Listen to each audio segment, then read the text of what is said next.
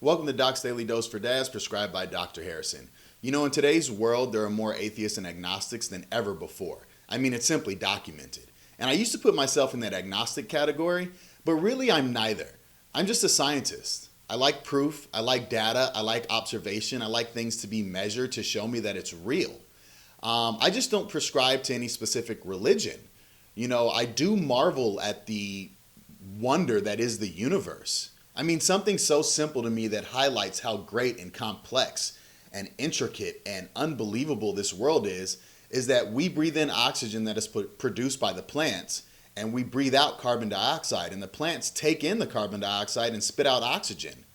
We are inherently linked in order to survive on this planet. That's fascinating to me. Now, do I necessarily think that that is, a God sitting in a cloud that said, hey, make this work?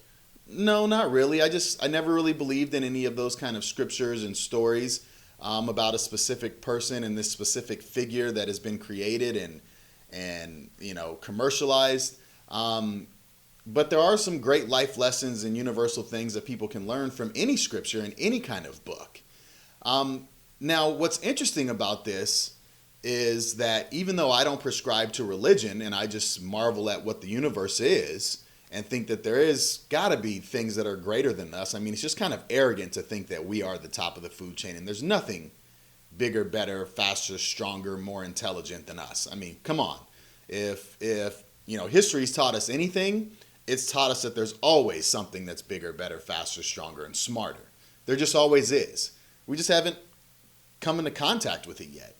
Now, my wife, she was born and raised as Catholic. Religion. And I mean, her parents are from South America, so her mom especially is kind of hardcore Catholic. She goes to church every Sunday. She prays a lot. We've had debates about God and religion and things of that sort.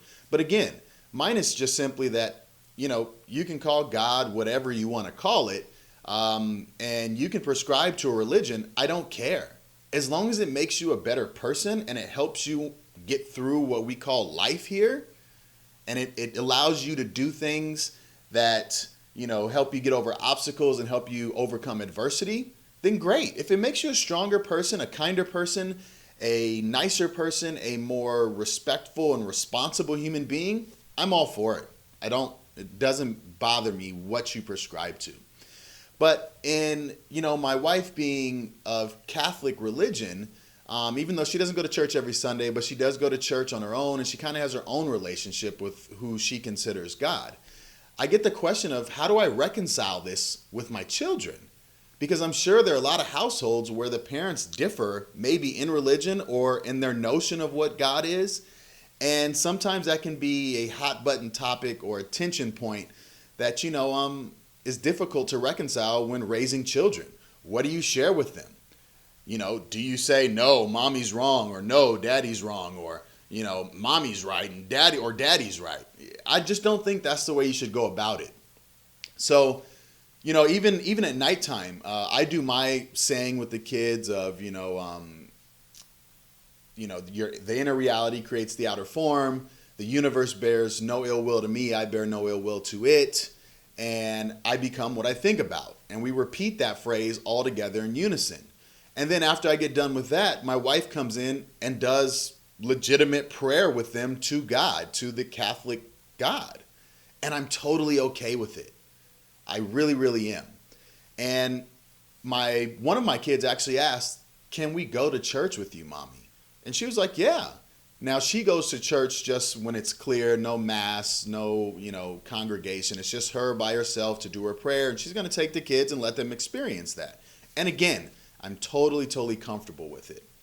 I actually sought out church when I was a young kid, around 12 years old. I wasn't raised in the church. My mom, my dad, they didn't go to church. They didn't read the Bible. So that's why, that's part of the reason why I just don't prescribe to a religion. But I was curious. I wanted to know. So at 12 years old, I went with my cousin first to like a youth night where they had all the kids from the congregation come and play basketball, and then they fed everybody pizza. And while we were there was this young boy who decided to steal a pizza and then go and eat it off alone by himself. And I thought to myself, like, wow, you're really going to steal from the church? Like, come on. What's that all about? And then the next day I showed up at church and I went to the youth Bible study and I got booted out for asking too many questions.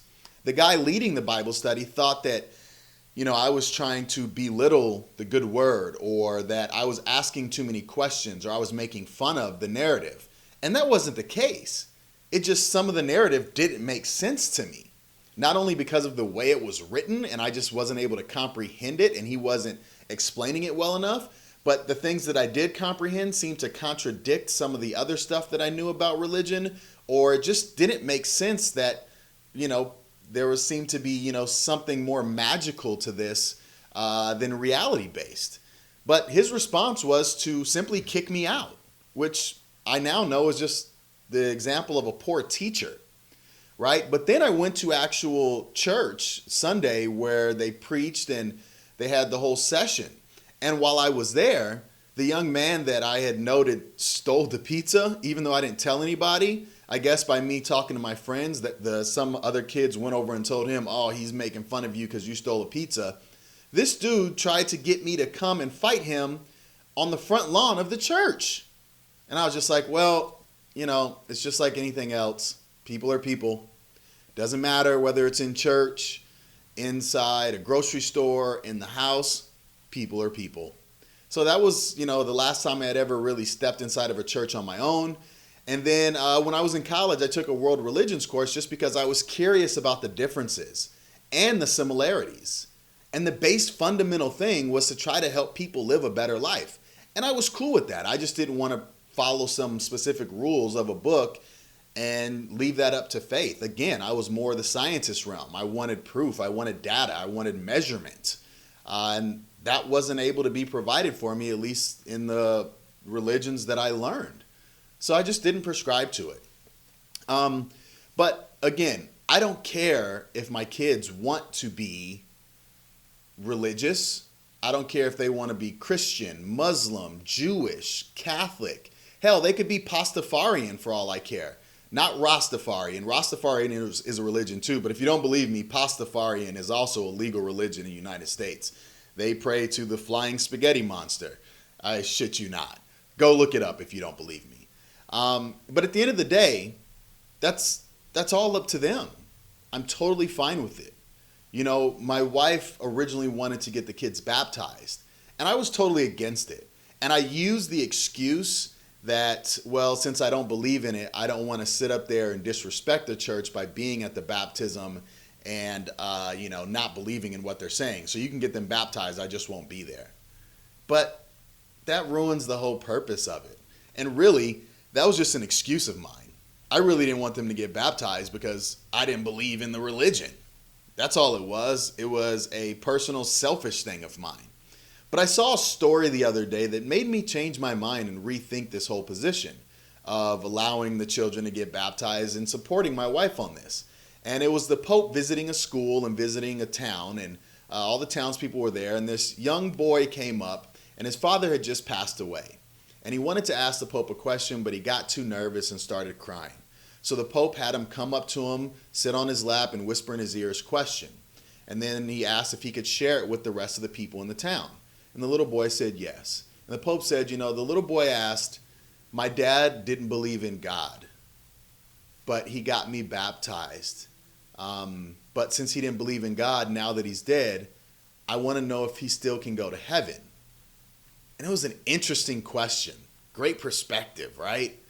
And the Pope's response was absolutely terrific.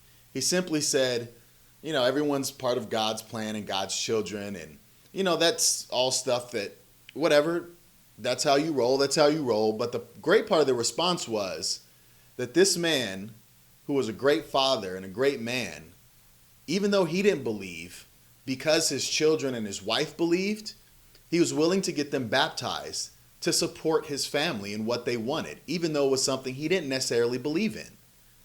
And I thought, wow, that is a great man. That is a great father. That's something I want to emulate. And even though I don't believe or prescribe to that religion or any religion, if my wife wants to get the kids baptized and they want to because of the history they've had with contact with my wife and my grandma about God and religion, and it's something that they desire, well then why not? I can put on a suit and go for an hour, a couple hours, and listen to sermons and watch my children be baptized. That's totally okay. I'm supporting my wife and I'm supporting my kids. Doesn't mean that I have to get baptized or that I need to start going to church or reading the Bible. But if that's what they want to do, then why not?